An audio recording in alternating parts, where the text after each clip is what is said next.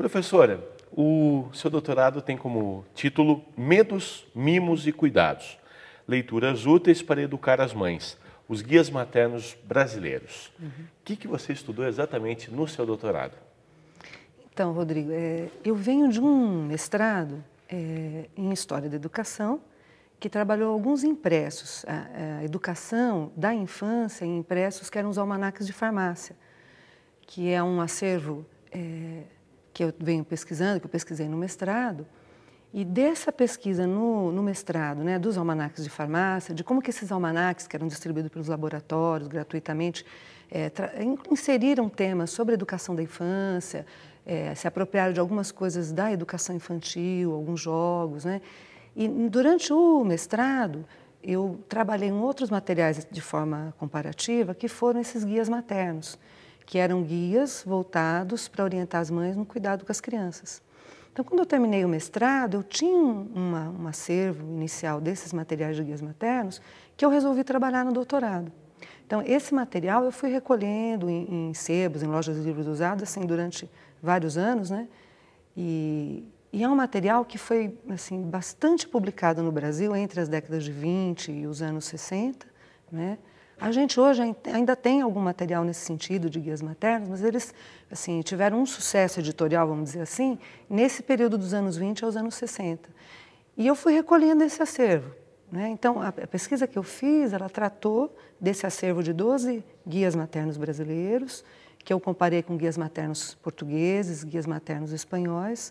Eu tive um período de estágio na Espanha, fiz uma semana de pesquisa num Centro Internacional da Cultura Escolar, que fica em Berlanga de Duero, que é no centro da Espanha, em Castilla e León, né?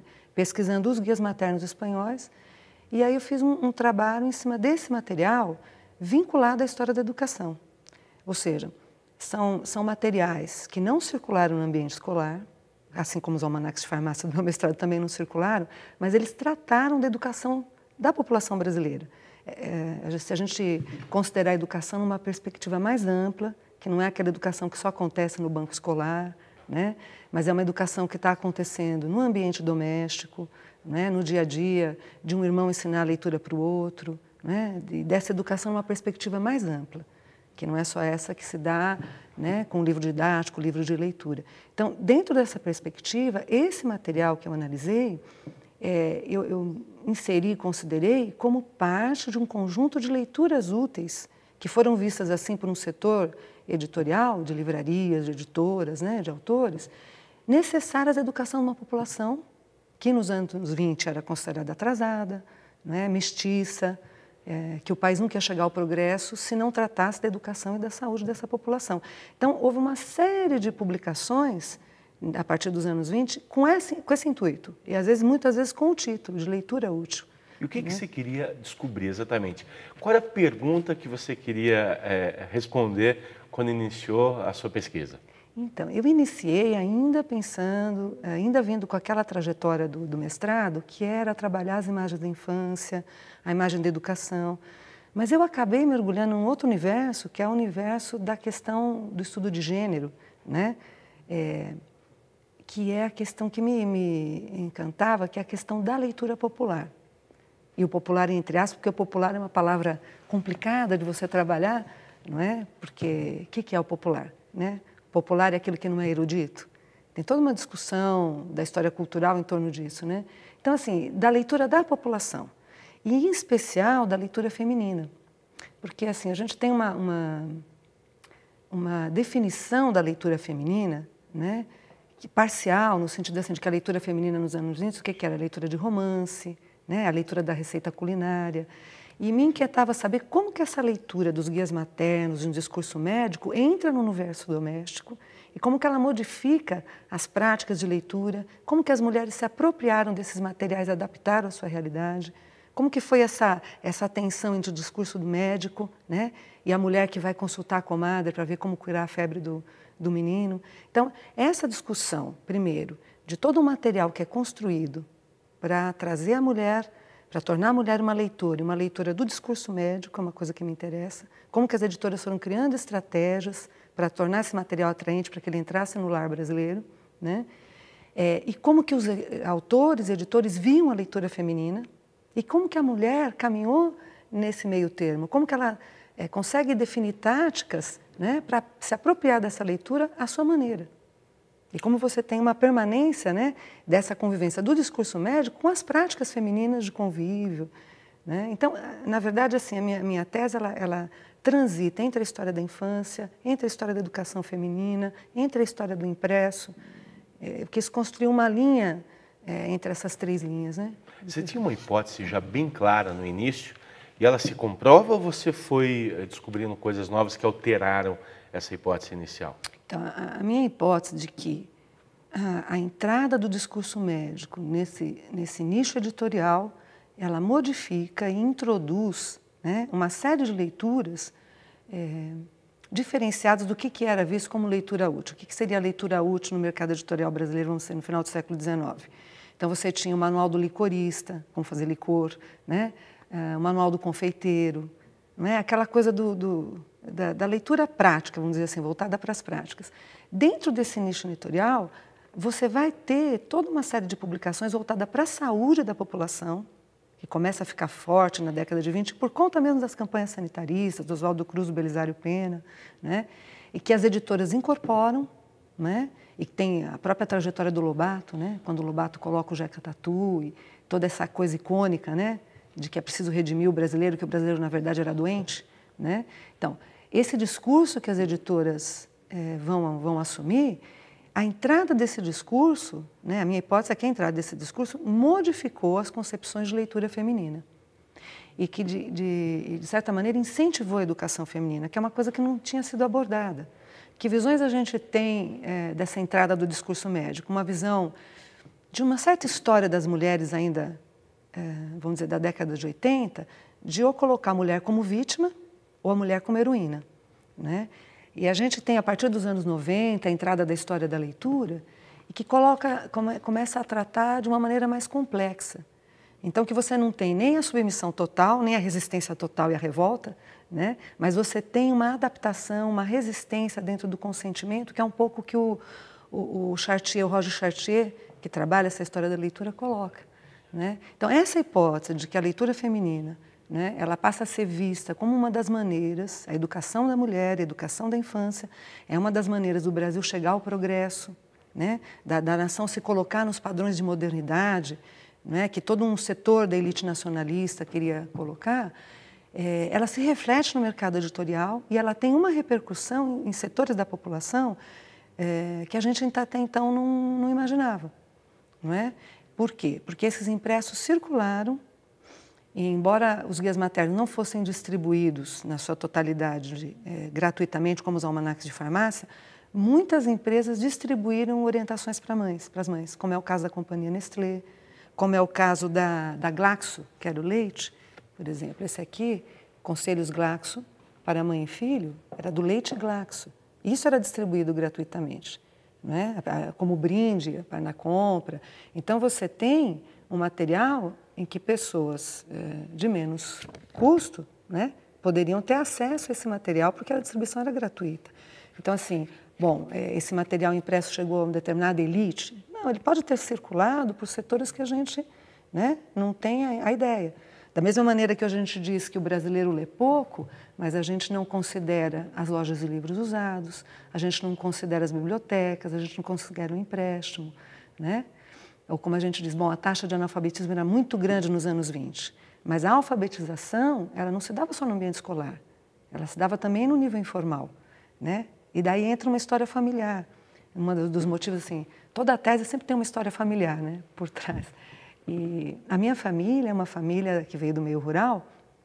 O meu avô era analfabeto. E a leitura que o meu avô fazia na minha infância, dos livros do Bom Apetite, era uma leitura do analfabeto, de olhar e folhear as páginas. Que leitura é essa, né? A minha tia, que é viva ainda hoje, Maria Aparecida Lacerda, ela, enquanto trabalhava na fábrica, as operárias faziam a montagem e iam contando as suas leituras, as suas práticas de leitura, o que cada uma tinha lido, não é? E a minha tia vivia chorando para o meu avô, que vendia material no ferro velho, para deixar o livro mais grosso para ela ler, né?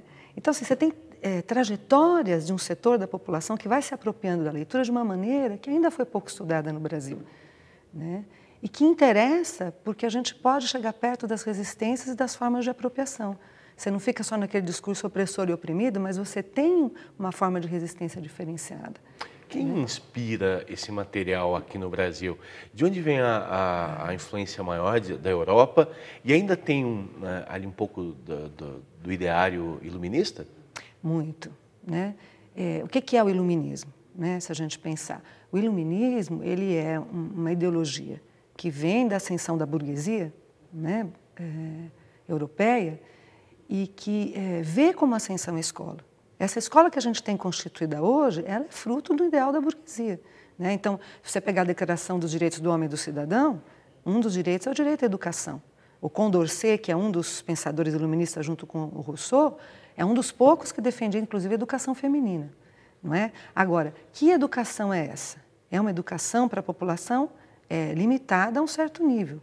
Então, você não vai... É necessário educar, né? Mas é necessário educar para quê? Para o trabalho, para uma sociedade que está se industrializando. Então, toda a ideologia do iluminismo, ela tem esse discurso da educação da população, que depois é reapropriado no século XIX. Então, aí você tem uma extensão, né? Uma expansão da escola primária na Europa e também no Brasil, né? No final do século XIX, que está ligado a isso, a você educar as massas para que elas sejam civilizadas e para que elas se adaptem ao novo mundo, a um mundo que é cada vez mais urbanizado e industrial, né? E que aí é necessário saber ler, escrever, mas você tem um limite para essa educação, né? O limite do iluminismo. Esse discurso, então, você está dentro de um processo no século XIX, que é um processo de difusão dos impressos. E esse processo de difusão, ele se dá por meio de diferentes maneiras, difusão de máquinas, de métodos, né?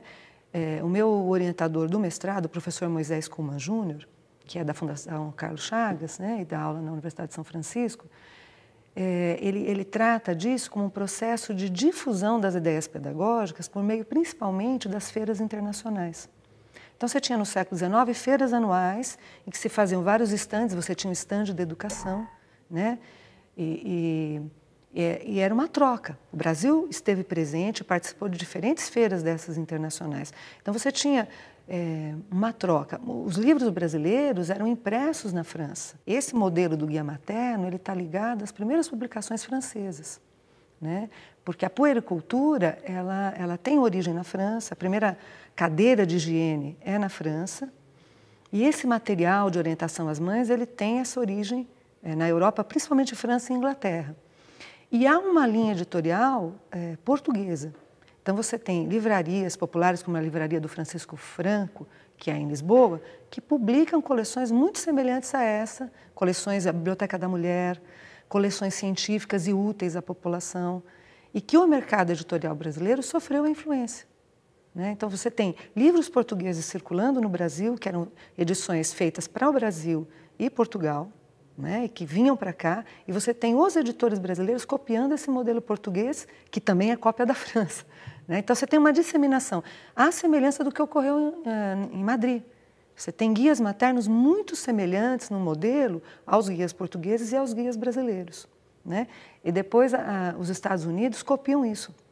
O Ministério do Trabalho dos Estados Unidos e o Departamento da Criança, que era parte desse ministério, ele edita um guia materno, Infant Care, né, cuidados com a primeira infância, que era distribuído na América Latina toda. Era publicado, traduzido nos Estados Unidos e vinha para o Brasil, né? E esse guia, que foi lá nos anos 20, né, ele vem para o Brasil em várias edições nos anos 40, e um modelo ainda é um modelo dos guias maternos franceses, os guias de puericultura franceses. Bom, e com essa influência você utiliza também um filósofo francês para pensar um pouco essa difusão da educação, especialmente já na era industrial, que é o Foucault, que pensa especialmente na questão do biopoder e da biopolítica, não é isso? Exatamente.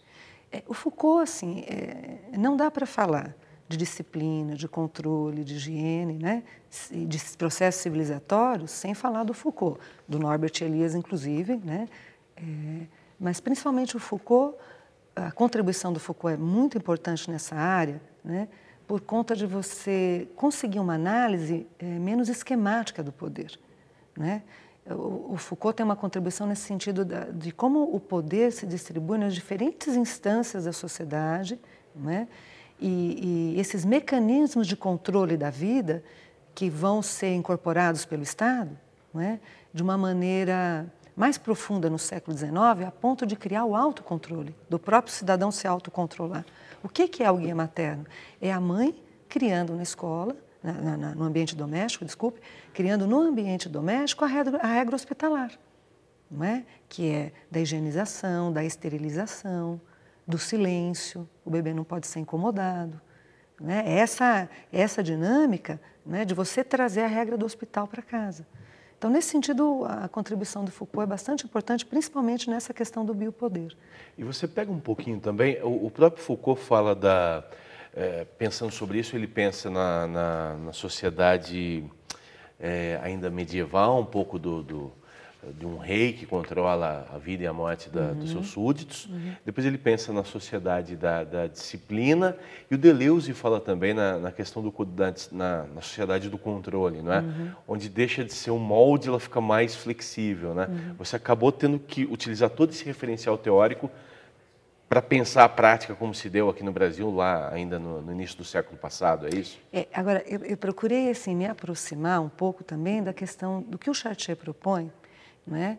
Em relação à leitura, porque eu estou trabalhando com material que é impresso, que é uma fonte, mas também é um objeto de estudo.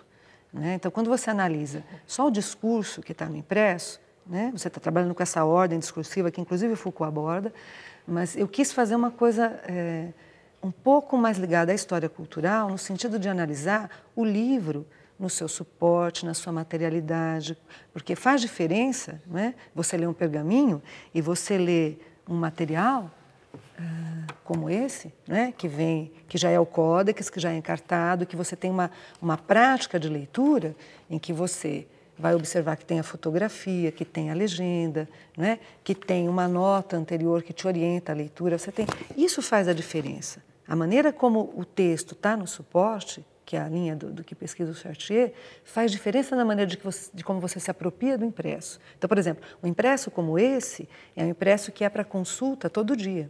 Então, ele tem um índice no final de assuntos, não só um índice de texto, porque é para consulta diária. Então, se você analisa só o discurso e não observa o suporte, né, você vai cair no mecanismo de poder e de controle. Se você inclui essa discussão do suporte e da prática, você vai ter uma visão mais rica, né? E que permite enxergar, nesse processo de que esse material é um material destinado ao controle, a prática do leitor, de como ele vai incorporar esse material. Então, eu tenho um material desse em que o clínico anotou, faz as anotações e comentários, então ele tem uma glosa assim, né? E que isso são pistas e indícios de como o leitor se apropriou. Né? Que é esse caminho de que todo discurso e todo autor ele tem uma regra para o livro ser bem lido. Mas se o leitor vai fazer isso, é outra história. É essa outra história que me interessa. E você já tinha essa questão, esse cuidado em utilizar o Chartier, já era algo lá do início ou você, durante o processo, percebeu a necessidade de usar esse referencial teórico e encontrou o Chartier que te ajudou? O Chartier já é meu velho companheiro do mestrado, por conta dos almanacs. O Chartier tem um estudo muito bonito sobre os almanacs franceses, dessa história da discussão da Bibliothèque Bleue, que são os livros baratos que eram feitos em Troyes, que eram livros como literatura de cordel no Brasil, que eram versões mais simplificadas da literatura erudita. Né? E que circulavam, que eram vendidos por mascates nas aldeias, e que você tinha o que sabia ler, lia para o outro. Então, você tinha como base os livros que você tinha na casa de um camponês, por exemplo, francês, né? Da Idade Moderna, era a Bíblia, né? E o almanaque, porque era o calendário. Mas existe toda uma discussão de como que isso é apropriado. Isso era o popular? Não, isso é o erudito, adaptado na visão do editor. Então, o Chartier, a partir desse estudo dos almanacs e das publicações populares francesas, ele vai traçando essa ideia, né, do vínculo do discurso com o suporte, né, da produção, do texto escrito do autor, da produção do material e da circulação e apropriação, que são processos que você não deve dissociar, né, quando você vai analisar um material impresso. Olhando para esse material todo, é possível também perceber a questão da transformação da prática ou do pensamento médico? O hábito de amamentar não era comum E a pediatria, como ela vai se consolidando como uma disciplina médica, como uma das linhas médicas no final do século XIX, ela retoma esse discurso da amamentação materna como uma forma de combater a mortalidade. Não é? E isso é muito claro nos primeiros guias maternos dos anos 20 e 30, há uma insistência muito grande. O livro do Fernandes Figueira, esse aqui é um dos primeiros guias maternos que eu estudei, é publicado, essa edição de 1920, a segunda, a primeira de 1919. O Fernandes Figueira é um dos primeiros pediatras do Brasil, o Rio de Janeiro tem hoje o Instituto Fernandes Figueira em homenagem a ele, é um dos primeiros que vai instituir a cátedra de pediatria no Brasil, e o Fernandes Figueira, ele aconselha as mães, né, a amamentar, né, e não usar o leite artificial. Em último recurso, se as mães não pudessem amamentar, contratar uma ama de leite. E esse livro é escrito em forma de consultas. Então, uma das consultas, a mãe fala, eu não suporto a ama, uma pessoa estranha dentro de casa. Então, o Fernandes Figueira diz assim, mãe, trate a ama como se fosse um móvel que dá leite. Lustre, espane, cuide bem, não é? Mas garanta que seu filho tenha o leite materno. Isso era um dos pontos chaves dos pediatras. À medida que as taxas de mortalidade vão baixando, por conta também das medidas sanitárias e da incorporação, né, das questões como a amamentação e da disseminação do leite industrializado, essa ênfase na amamentação materna vai diminuindo.